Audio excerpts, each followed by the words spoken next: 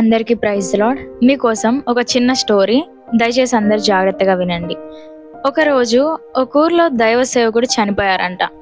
అప్పుడు ఆ సేవకుడు ఎక్కడైతే సేవ చేస్తున్నారో అక్కడ విశ్వాసులు ఉంటారు కదా, ఆ విశ్వాసుల్లో ఒక విశ్వాసి దేవుని అడిగాడంట. ఏమనంటే, అయ్యా, మా దైవ సేవకుడు చాలా బాగా వాక్యం బోధిస్తారు, మా అందరి కోసం బాగా ప్రార్థన చేస్తారు, చాలా మంచివారు కదా, మరి ఎందుకు నువ్వు మా సేవకుడిని తీసేసుకున్నావు అనేసి దేవుణ్ణి ఆ విశ్వాసి ప్రశ్నిస్తాడు. అప్పుడు దేవుడు అన్నాడంట, అవును, మీ సేవకుడు చాలా మంచివారు, చాలా బాగా వాక్యం బోధిస్తారు, నువ్వు అడిగావు కదా మా సేవకుడిని ఎందుకు తీసుకున్నావని.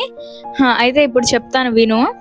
మీ అందరి కోసం కన్నీటితో ఆయన ప్రార్థన చేయటం, మీ చుట్టూ ఆ సేవకుని ప్రార్థన కంచెలాగా ఉండి మిమ్మల్ని కాపాడుతుంది, అవును కదా.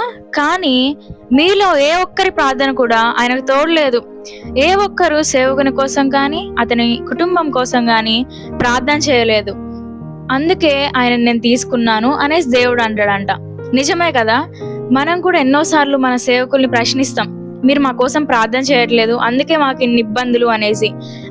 కానీ మీరు గమనిస్తున్నారా, ఆ ఇబ్బందుల నుంచి బయటపడడానికి కారణం మీ సేవకుల ప్రార్థనే.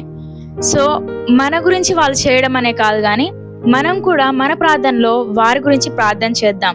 Praise the Lord. Thank you.